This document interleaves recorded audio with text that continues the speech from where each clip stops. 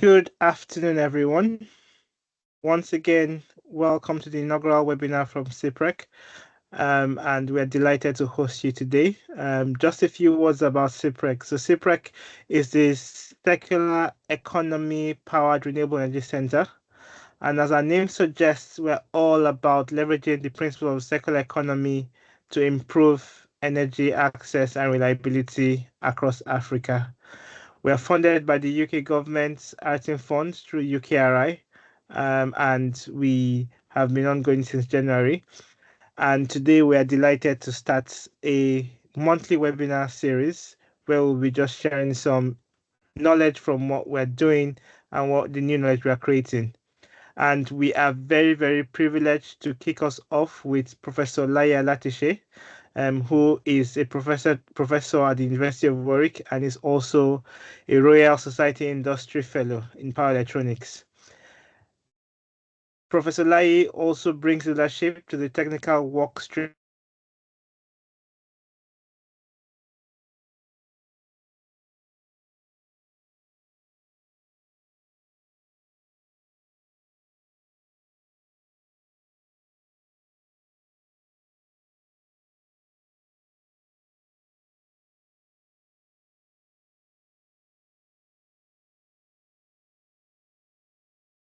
Oh, hi, Nitika.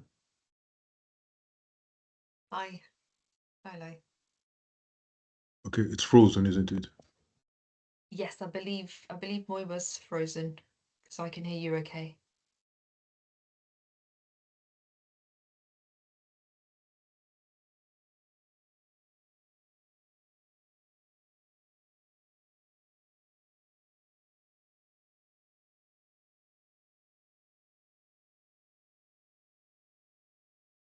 I'll just go ahead and start the presentation. Is that okay?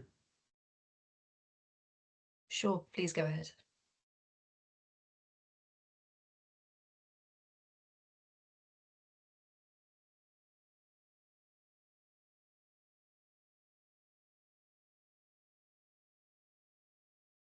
Okay, I hope you can see my screen. Yes, we can, thanks.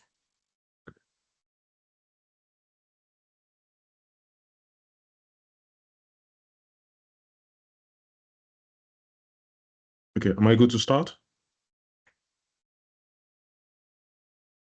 Yes, yeah, thanks. Okay, well, good afternoon, everybody. Apologies for the slight technical mishap. I think we lost Muiwa for a second there as he was introducing me. Well, my name is Laye Alatishe. I'm a professor of electrical engineering at University of Warwick. My specific area of research focus is power electronics. I also serve as the deputy director in charge of the engineering side of the CPREC Center. And you're all welcome to the presentation I'm about to give on the second life potential of electric vehicle power electronics. Okay, so there's three parts to this presentation. Electric vehicle power architecture is the first bit, and then I'll take you through the second life potential of power electronics, and finally, reliability and degradation of power modules. This should last about 30 minutes, after which I believe you'll be able to ask questions. I believe Nitika will be able to unmute you so you can ask your question or perhaps put it in the chat. Okay, so let's start with electric vehicle architecture. All electric vehicles comprise of three principal components. Again, at the CPREC Center, our raison d'etre, our primary research objective is to take components of research vehicles and repurpose them and use them in stationary applications like grid-connected converters for microgrids for solar power distribution. So electric vehicles comprise of three components. We have a battery, we have inverter, and a motor. There are many other components, but these are the three principal components that make the electric vehicle work. We have batteries, typically lithium-ion batteries. Energy density is improving every day. They're getting lighter. They're able to store more and more energy, and they're getting better in terms of efficiency. We have the power electronic converter. which is a DC to AC converter, DC meaning direct current, AC meaning alternating current. That inverter is the power electronics that I'm going to be talking about today. The job of the power electronic converter is to change the electrical energy from alternating current to direct current, or from direct current to alternating current. And then we have an electrical machine, typically a permanent magnet synchronous machine, and this is what gives you traction force. So the battery stores your energy as electrochemical potential. The power converter converts the power from DC to AC or AC to DC, and the electrical machine provides the traction force. So if we look at the EV power electronics, so typically you have an AC grid, a distribution network, 11 kilovolts RMS AC. It goes through a distribution transformer. On the other end of that transformer, you've got power from 230 volts to 400 volts AC. It goes into your electric vehicle. Your onboard charger now is a converter that will turn that AC to DC, because your mains power is alternating current, but your battery stores energy as direct current. So we need to convert that alternating current into direct current, and that circuit below is what allows us to do it.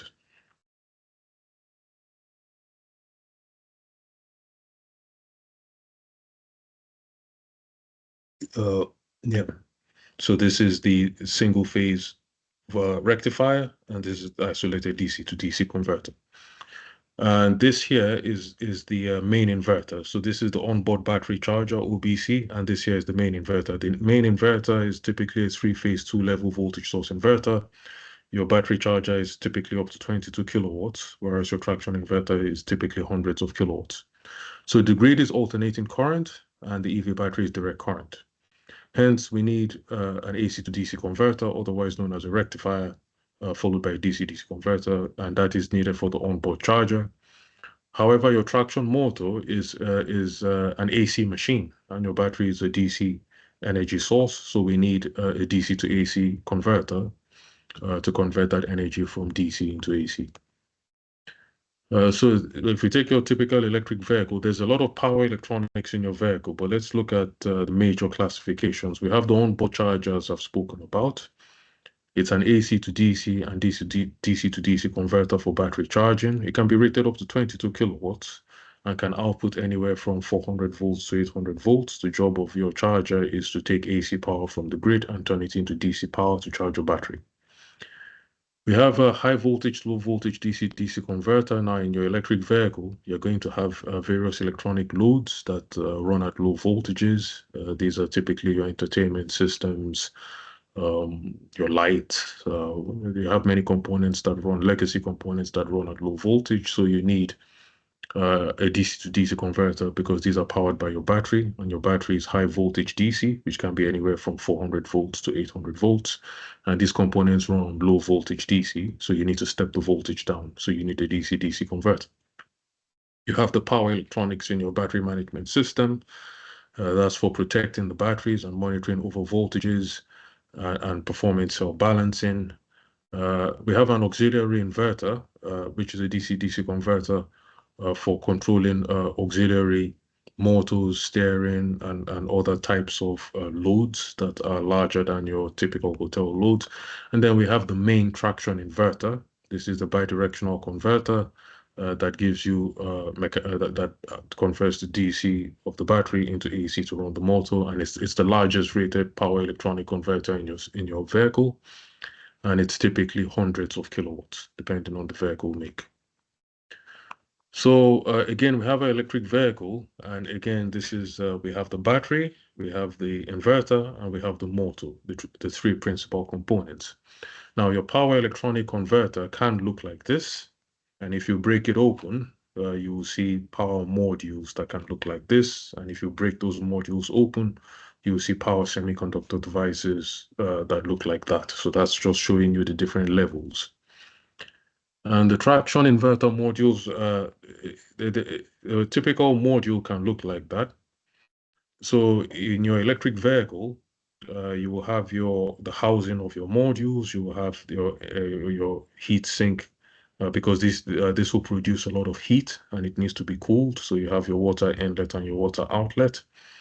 You have your ancillary electronics, like your gate driver board. So this is your main power module here, where you have your high voltage devices and components. These are lower voltage devices and components. You have things like the DC link bus bar. So your traction inverter module will comprise of different components. You'll have your DC link capacitor, your laminated DC link bus bars, your gate driver printed circuit boards. This is what controls the main power electronics, turns it on and off. You have your logic and control PC, which controls your gate driver, so that is closer to the brain of the, or to the microprocessor unit that is controlling your vehicle. You have your heatsink coolant, the inlet and the outlet, and you have your AC output for the electrical machine. So if you look at EV charging power electronics, there are different types of chargers, okay? Because remember that your battery, your vehicle has a battery, the battery will be depleted of energy and it needs to be recharged. So there are different types of chargers. We have type 1 chargers, which are typically 7 kilowatts single phase alternating. So this is on board on your vehicle. You have sockets that can look like that. You have type 2 chargers, which can be up to 22 kilowatts, 3-phase alternating current, also can be on board or sometimes off board. You have chargers that look like that, connect to 3-phase AC mains. This will give you faster charging. And then you have what we call type 3 chargers. These are DC chargers, so the output is DC. They are off board. That should say off board, not on board. And they charge your electric vehicle battery directly. It bypasses your onboard charger, and this is what allows you to charge your electric vehicle very quickly.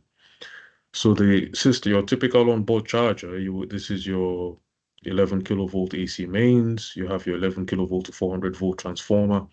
That charger, so this is your onboard charger here. You will first rectify from AC to DC, then you do a DC to DC conversion, then you charge your battery. That's your main traction inverter. So the power flow goes in this direction. If you compare that to an off-board charger, you will see that this onboard charger is bypassed, and the power this is your fast charger. Again, you have a rectifier and a DC-DC converter. And because this charger is very high power, the power electronics will be typically too big to put on your vehicle. So with fast charging, you completely bypass your vehicle onboard charger, and you connect to your you charge your EV battery directly. So if we take a closer look at the EV charging power electronics, it comprises of a rectifier to turn it from AC to DC, and then a DC to DC converter to regulate the DC power that is going to your battery. And depending on the power level, we have different topologies. There are 3 main topologies of rectifiers. We have a Vienna rectifier, which is for lower power, typically up to 40 kilowatts thereabouts. It's able to do power factor correction and connected to 3-phase mains, and you use bidirectional switches here. And then you will have a 12-pulse rectifier. This is for very high power levels. Here, in this case, you'd use thyristors. You have a star delta transformer here to give you a 30-degree phase shift, so we can have 12 pulses instead of the traditional 6-pulse DC output. And this is the primary side transformer connected in delta. And then we have the 3-phase active front-end rectifier. Again, this is a controlled rectifier capable of performing power factor correction, as well as regulating the output DC voltage. You connect it to your 3-phase AC mains on the input, and the output you have a DC voltage to charge your battery. So the EV charging power electronics, so that's the first bit. We have the rectifiers. Then we have the DC-DC converters. The DC-DC converters are used for regulating power flow to the EV battery. It's typically an isolated DC-DC converter, meaning there's a high-frequency transformer between the input and the output. And it can look something like this. This is a picture of a 24 kilowatts 3-phase 400 volt off-board charger from Schneider. That's an onboard charger, 22 kilowatts onboard charger, and the circuit will look like this. So this is all just power electronics. Again, you have your input. You have your. This is an isolated DC-DC converter. These switches here are actually inverted into AC, and this is an output rectifier, and that's your high frequency transformer. So that was just a bit of a crash course into the basics of electric vehicle power electronics. So what we want to do now, so the next part of the presentation is exploring the second life potential of power electronics. So this is if we have our electric vehicle, it's come to its end of life, and we're able to harvest the components. It could be the main traction converter, or it could be the charging DC-DC converter or the rectifier. Where can we use these components outside the vehicle? In other words, what are the second life applications? So if we take a look at our typical power system, so we'll start with the typical power system, then we'll look at the power system where we have some renewable energy in the power system, and then we'll see where these converters can fit into that power system. So we all recognize this is where we all get electricity from, typically 230 volts, single phase AC at 50 hertz, and that's what we consume. That will come from a distribution network that is between 230 and 240 volts single phase AC, overhead or underground. And that will come typically from an 11 kilovolt transformer at your local, either at your distribution station or perhaps it's an end of road transformer station. And that will come from some AC transmission system, which is at high voltage, depending on the transmission distances. And that will come from this is your transmission system, and it will come from different sources. It could come from a hydroelectric system, it could come from a nuclear power system, it could come from a wind system, it could come from coal or gas. So this is our typical power system. AC is generated by rotating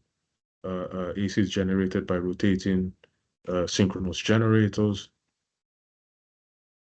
And the generator is powered from different sources. Could be fossil fuels like coal or gas. It could be hydroelectric, could be wind, it could be nuclear fission reactors. And we generate it at high voltages and we transmit it using pylons. So this is the typical power system. In the power system of the future, we have our typical system, but then we have new sources of energy. We can have solar generation at home if you have a rooftop solar array that is giving you electricity from sunlight. This is very popular in many parts of Africa now.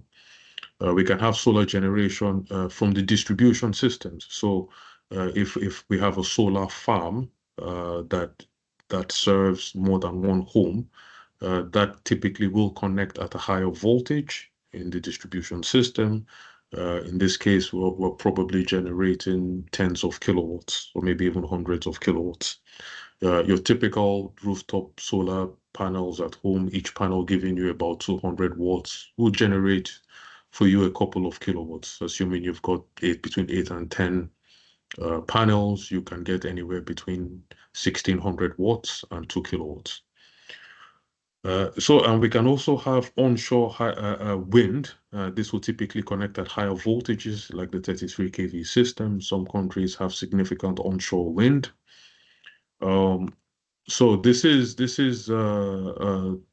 the power system of the future. Significantly, what we call more distributed generation. So we're generating more electricity, not through the high voltage transmission system, but within the distribution system at 200 volts, 11 kilovolts, or 33 kilovolts. So this is where we're headed to. And in some cases, this part of the system may not even exist at all. And the entire power system can just comprise of completely distributed generation.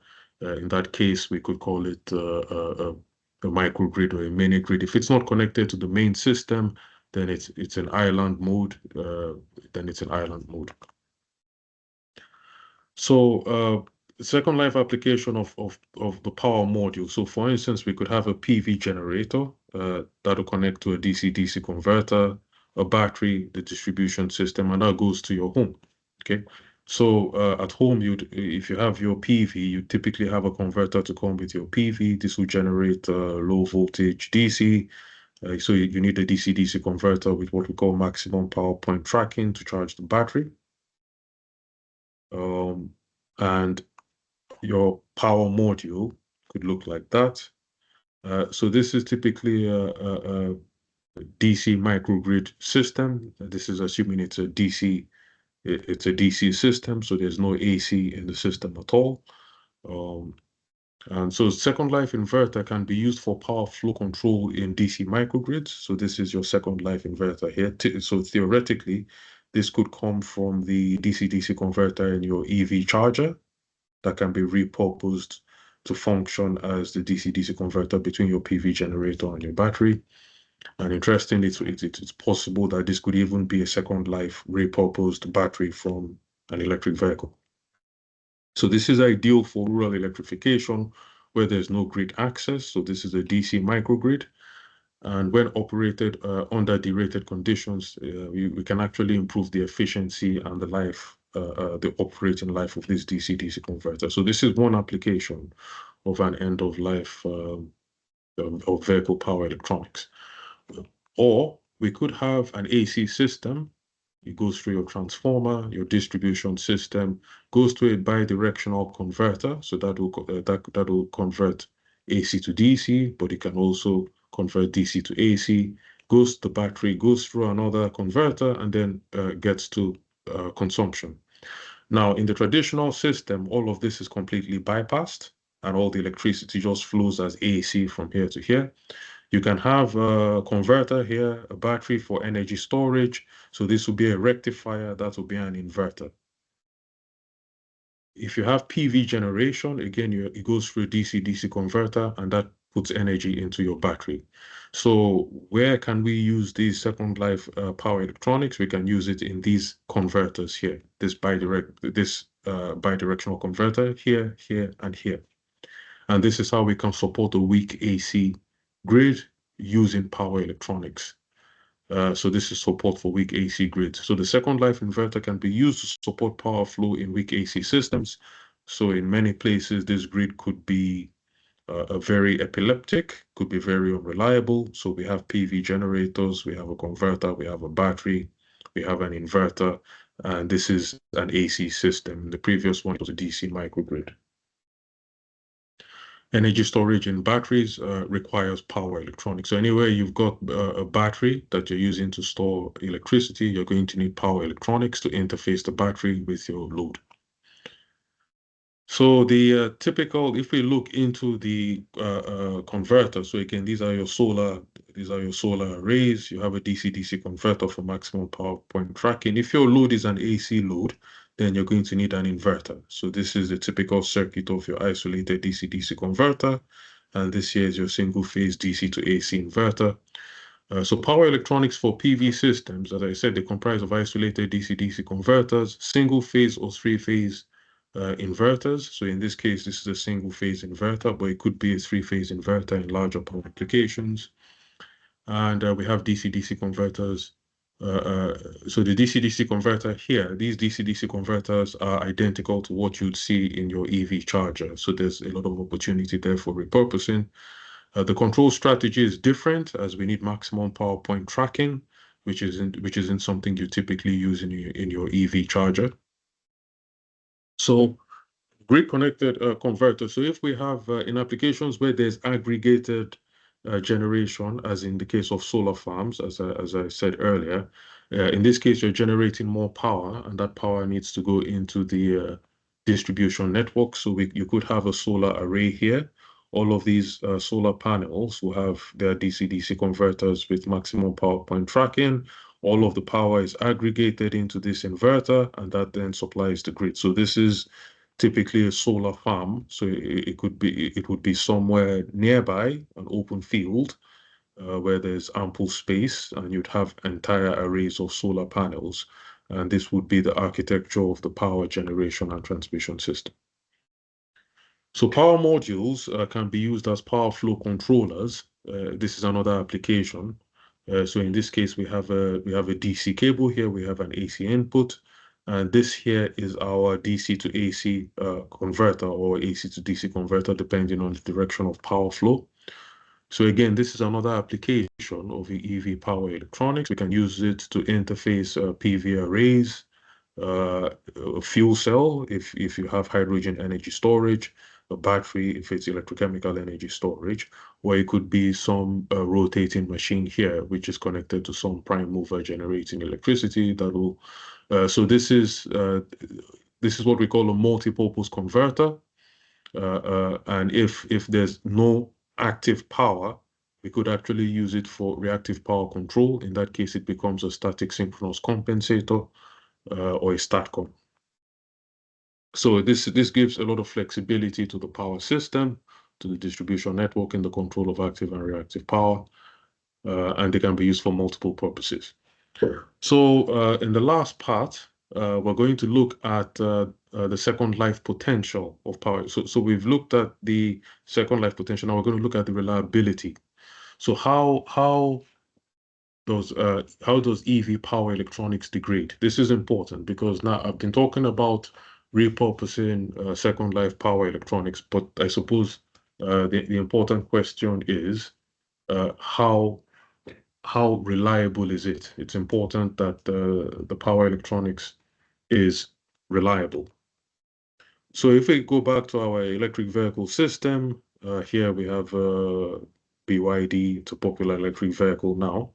And inside there, we have our inverter. Again, as I've discussed, the inverter is three-phase, two-level voltage source converter that will convert AC to DC. And if we look inside that converter, we have switches. Those switches look like this. That's the symbol of the switch. It's a transistor. In this case, it's a MOSFET, metal oxide or semiconductor field effect transistor. It could be an IGBT, which is an insulated gate bipolar transistor. And it all boils down to these single chips. These are the semiconductor devices. So we start with our inverter, and again, this is the circuit symbol of the transistor. And how does this inverter work? It will take DC here, it will turn into AC there, and it does it by switching on and off several times. Actually, a very large number of times. It could be 50,000 times a second or 10,000 times a second. That's what we call the switching frequency. Okay. So, and as it's switching electrical power, it's generating a lot of losses, and those losses are generated as heat. And that is a major problem in power electronics heat management, and that is what actually causes degradation in the power electronics. So the key quantities are your supply voltage, which could be between 400 and 800 volts. That's your battery voltage. We have the supply current, which will be in hundreds of amps. We have the gate voltage, which is the voltage that we use to drive these transistors, and we have these parasitic capacitances, and these capacitances are what are responsible for the switching losses. So, I mean, how do power electronics control machines in electric vehicles? It's a little bit more complicated, but I'll give a very top-level overview. So this control diagram here, this is your three-phase inverter here. That three-phase inverter is connected to your machine. All of this here is a control strategy. It is to help this converter to talk to the machine. These are two inanimate objects, and they don't speak the same language. The machine is rotating under the influence of rotating magnetic fields. In the meantime, this converter is generating voltages at the terminal of this machine. So these two components need to talk to one another, and that is what all of this is helping to do. You have three levels of control. First, you have your torque and speed equations that helps that's what determines when you're accelerating, decelerating, braking, stall. You have your current and voltage equations, which you generate from your torque and speed equations. And then you have your reference frame transformation, which helps to convert rotating reference frame to a fixed reference frame. And so in the process of controlling your motor, you're going to generate currents and voltages in this inverter, and that will generate heat. And that heat is due to conduction losses, which is because of the drain source resistance of the MOSFET. We have switching losses, and we also have something called body diode losses and gate driver losses. So this is a typical waveform where you switch current on and off. And as you switch your current on, your voltage goes down. So you have your turn-on loss, you have your turn-on switching loss, you have your conduction loss, you have your turn-off loss. And these equations describe the various losses. So in essence, or in summary, this is how heat is generated in your power electronics. And your power electronics it will look like you're going to have a chip. You're going to have it sitting on a heat sink through various layers, and those losses turn into heat. The junction temperature increases depending on what we call the transient thermal impedance of the system. And that thermal impedance we get from thermal resistances and thermal capacitances. So if this is, for instance, your power switching in and out over time, it goes into your thermal network, and then we get the junction temperature. So it rises and it cools. So we're doing this repetitively over the lifetime of the converter. So repetitive temperature excursions generate thermomechanical stresses in the package due to differences of coefficient of thermal expansion. So we start to see problems like this. We start to see degradation either in your solder, in your bond wire to, or generally in your system, in the packaging. We start to see cracks. We see bond wire lift off. And depending on the amount of temperature stress that you're putting into your package, this will have a certain lifetime. So this is just going into the degradation thermomechanics of power electronics packaging. So you take your typical power electronic converter, and the package will look like this. You have your heat sink, thermal grease, you have all these layers. So all these layers are there to electrically isolate your semiconductor chips, but to ensure thermal conductivity to allow heat removal. And inside they were going to have all kinds of degradation. So they degrade over time, and due to increased thermal resistance and solder voiding, and this happens as the device is thermomechanically cycled as you use your power electronic converter. Okay. So what do we want to do in this particular work package of the project? We want to model the reliability. So reliability of power converters, reliability modeling is not trivial, because first we take the mission profile, which is the amount of power, because remember that we're taking these converters and we want to use them in domestic applications. And in those, so here we have the typical power demand for a UK home. This is the profile over 24 hours, from 0 to 24 hours. And you see that the typical UK home will consume between 200 watts and just maybe somewhere close to under a kilowatt. Okay. And if we pass this mission profile through a converter, then we take this mission profile, we put it into an electrical model of the converter, and from that electrical model, we put this through a thermal model of the converter, and from the thermal model, we put it into the reliability model. And going through these steps iteratively, knowing what the temperature excursion is, we can estimate the number of cycles or how much time that converter has to failure. And this is our principal task in the CPREC project. And the flow diagram of how we want to address this will look like this. Again, we have our power demand. We feed it into the electrical model of the converter. That goes into the thermal model. That gives us temperature profiles. And we feed those temperature profiles into a thermomechanical model. And this is how we're going to estimate the reliability of the power electronics in the second life application. And that is key. So there's a lot of uncertainty in reliability modeling, and that's all of this uncertainty is what we hope to address in this project. Experimental measurements will be key to improving understanding. So this is an overview of that's a brief overview of power electronics in electric vehicles and the potential of repurposing the power electronics, for stationary applications like DC microgrids. So I'm happy to take any questions if anybody has any questions.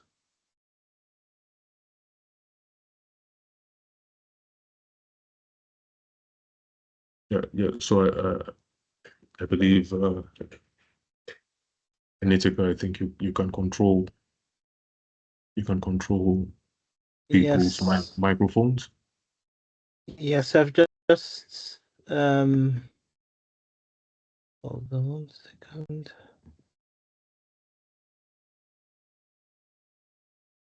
Tom, can you unmute? So we'll go with Tom in order of reason. Thanks, and thanks, Prof, for this wonderful presentation. This is Tom Wanjekeche speaking from University of Namibia, in Namibia. I just wanted a clarity. There was a slide which I didn't actually get the number. The one you're talking about, the static compensation. So if maybe we'll go back to that slide where you are saying that if we'll purpose that power converter, then it also be assisting in static compensation, which is generally a reactive power compensation. Yes.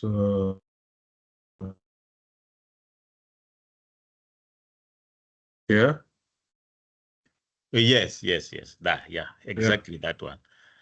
Okay. Yeah. Yes, because I was just like wondering, because if it is static compensation, either lowering or increasing voltage profile on the network, then it will be having both the inductor and the capacitor in the circuit. So I don't know how this, yeah. Yeah, so with a STATCOM, with a static compensator, you typically use just a capacitor. That's the advantage of the STATCOM over a static VAR compensator. So in a static VAR compensator, an SVC, you'd have inductors. So you'd have a capacitive load bank and an inductive load bank, and you'd inject inductive VARs to lower the voltage, or you inject capacitive VARs to increase the voltage.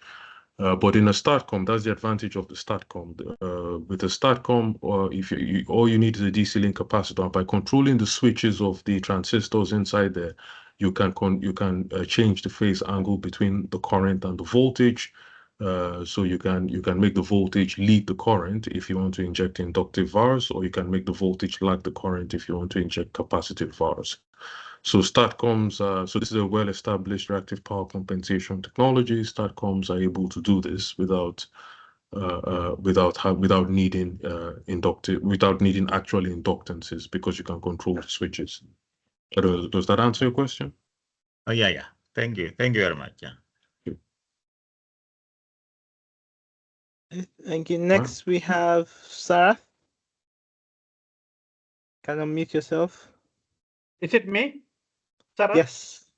Okay. Yes. Can you hear me? I can hear you. Yes. Okay. Hi, Len. Yep. I think one of the other issues is the control systems. That control system for the electric vehicles would be different from what you need for the grids or systems. So how much difficulty or how many challenges do you expect in revising the controls? That's very true. So with electric vehicles, if it's a traction inverter, you're using field-oriented control, vector control for speed and torque. But if it's for instance a DC-DC converter for a PV application, you'd be using maximum power point tracking. So these are very different control techniques. So at this stage, we're not envisaging using the control electronics. So I suppose that you could potentially still use the gate drivers, because the gate drivers just turn on and off. But the brain behind the system, which is the microprocessor of the controller, it'll probably have to be a different controller. So at this stage, and who knows, future discoveries may invalidate it, but at this stage, I do not envisage that it is possible to take the microcontroller of an EV and then reprogram it. It could be, but at this stage, I'm not sure if that is possible. It's something that is probably worth investigating. So, but I can't give a definitive answer, yes or no. It may be possible to take that controller and reprogram it for MPPT.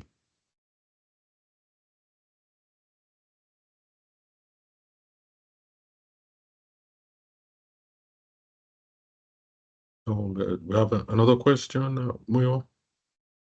Yes. So the next one is Iyata. Anthony, can you unmute yourself? Okay, thank you. Can you hear me? I can hear you, yes. Okay, thank you very much, Prof, for that presentation. I have two clarifications I'd like to just make. The first is a bit economic in nature. So what is the main driver for this Second Life power electronics research specifically? Is it cost optimization or is it disposal concerns that is the main drive for this? Well, it's actually the two. The answer to your question is in the question itself. It's true. Yeah, one is we're looking into the future. We envisage a time when we're going to have a lot of power electronics. We're going to have a lot of electric vehicles, and they'll reach their end of life, and we're going to have a disposal problem. And can we inject some circularity in that process by taking these power electronics? It's already a conversation that, for instance, we're having in the UK regarding EV batteries, because batteries are very expensive. And a battery that is no longer usable in an electric vehicle is still very usable in a static application, like, if you want to store energy, electrical energy in your home for peak shaving and for load shedding, or so we wanted to take it a step further and say, why stop at batteries? What about power electronics? So in some places, the cost of those power electronic converters could be quite high. And we think, and at this stage, an end-of-life power electronic module is just simply discarded. And what we are saying is that it is possible to take that converter and repurpose it. Okay, thank you. If I could just make the second clarification. Considering that most of these power electronics components would have been used in EVs in their first life, reliability, as you highlighted, becomes a key issue because you want to know when the true end of life of this thing, even after second life, is. Different components exist. So is there a single reliability modeling tool, or is this something that is done in somewhat in different, using different packages? So we're focusing specifically on the reliability of the second life power electronic inverter. And there are well-established reliability modeling techniques for standard power electronics. So we're not inventing anything new here. So if you take a power electronic converter and you want to do some reliability modeling in standard applications, whether it's grid connected converters or multi-drive applications, there are techniques that can be used to quantify that the lifetime or the remaining useful life of that converter. So what we're doing is that we're taking those techniques and we want to apply them into this second life application. Reliability is important, but we think, I think it's a reasonably sound conjecture that even for a severely degraded module in an electric vehicle, it will still have very significant lifetime in a stationary application in a microgrid. Why? Because electric vehicles they're very aggressive applications. and you're taking your converter from a very aggressive application where you can go from no load to full load in 3 seconds, you're taking it to an application where the average, the swing in the power is you could go from 0.3 of your maximum to 0.4 of your maximum to 0.5 over a day. So instead of going from 0 to 100 in 3 seconds, in this application, it's going from 30 to 40% over the whole day. Sometimes it may go to 50 or 60. So we estimate, and we think it's a reasonable estimation from everything we know about the work we've done on reliability in the past, that it will give us good remaining useful life. Thank you, Prof.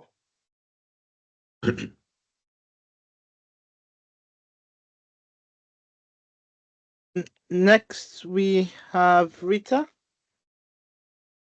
Thank you.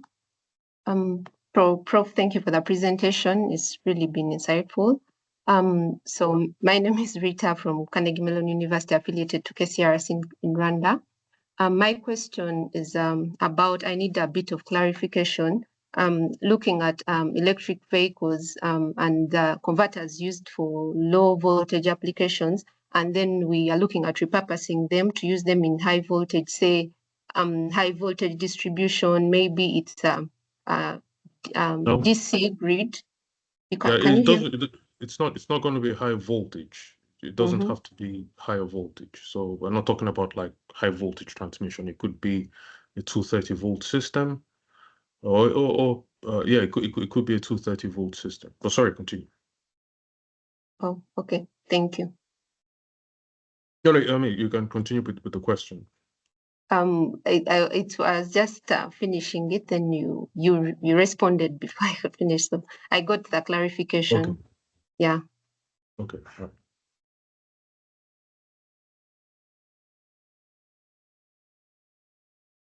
Sorry, the next person we have is Peter.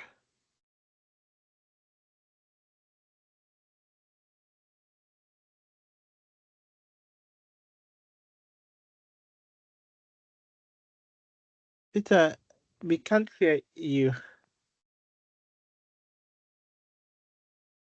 And unmute yourself, but we can't hear you. Okay, while Peter tries to sort that out, we have Adeola.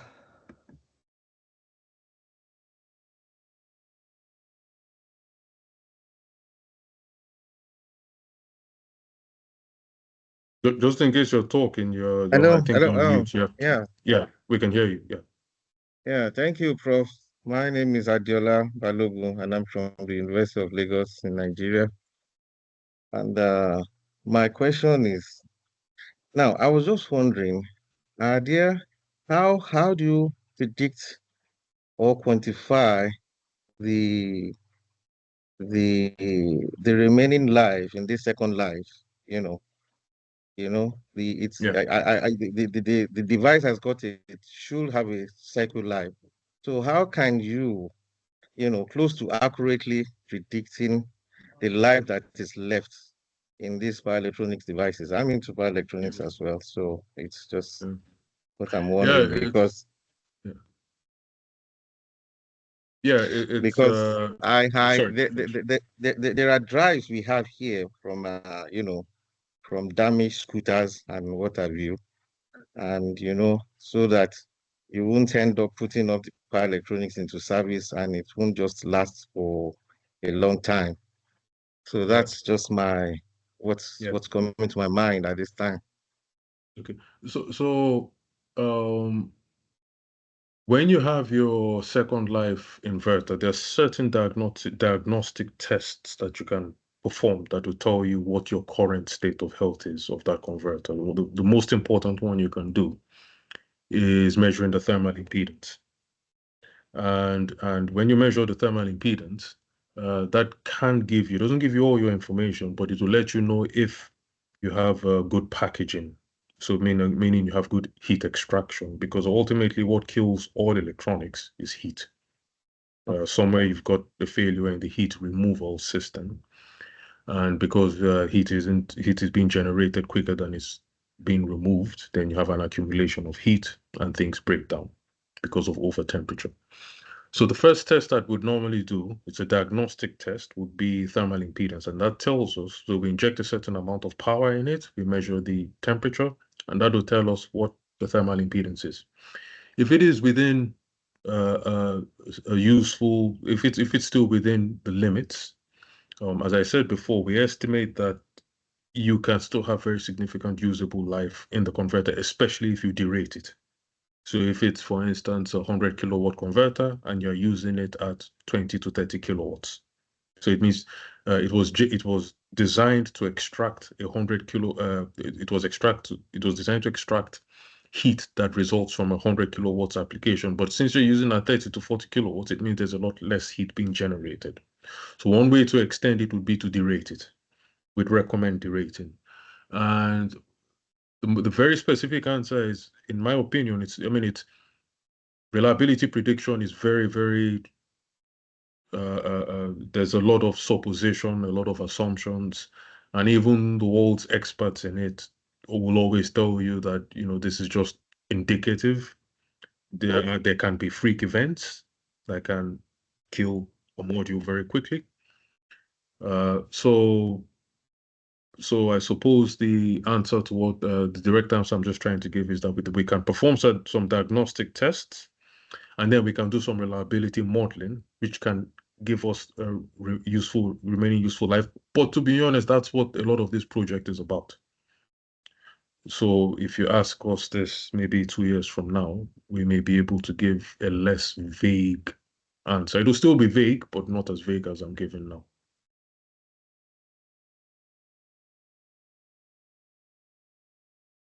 And if there's any other questions, or if that answered your question.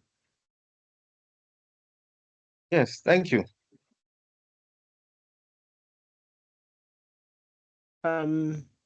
Peter, can you try? Okay, let me try unmuting you, allowing you. Can you try speaking again? Can mute yourself.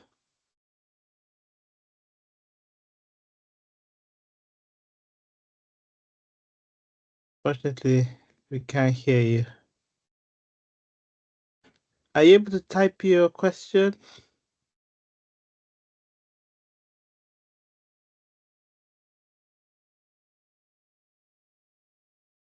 So I believe this is recorded, and the recording of this will be on YouTube, I think. So Yes. So this will be available for everybody.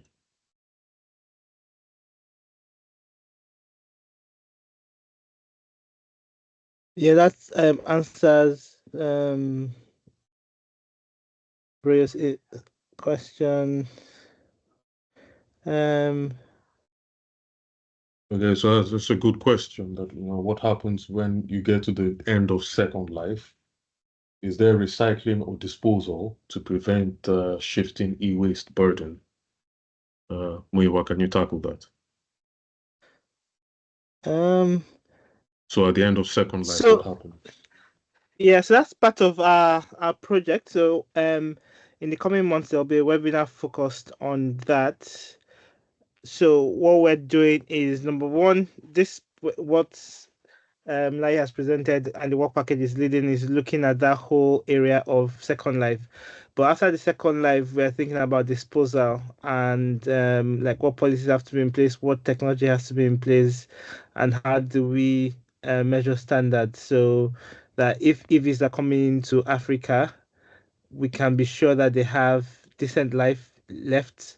And after that life, what are the policies and systems that we need to have in place? So that's part of what our project is looking at. So watch your space, we'll give you a bit more of that. Whereas how do we build capacity for recycling locally? How do we build capacity for proper disposal? Kingsley, I guess you want to give some light on that. Let me can you unmute yourself? There's a question on grid synchronization. Are these power electronic devices designed? Kingsley, yeah? Yeah. I think I asked the question and I didn't know I'm still raising my hand. So I think it's clear. I understand that. Thank you very much. So grid So- synchronization. Now, I think you've addressed that. So I think I'm okay. I thank you.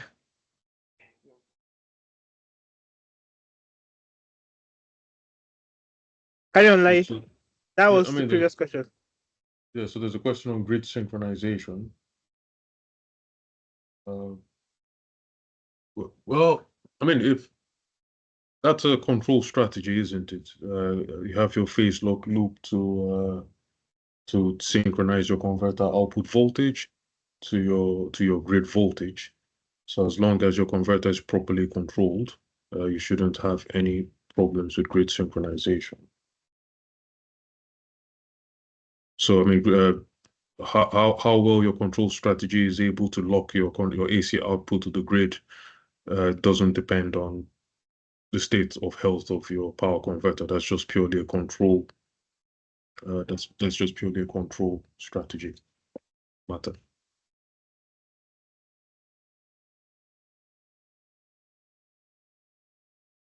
We've got some more questions. I think there's nothing else here. Oh, Elijah, I'll be final question.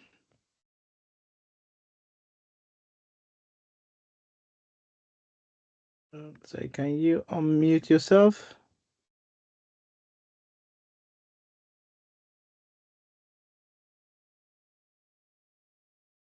Elijah, can you unmute yourself?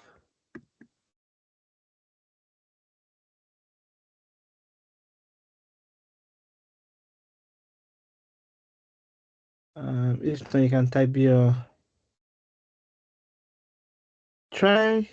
If you try again, Elijah, you should.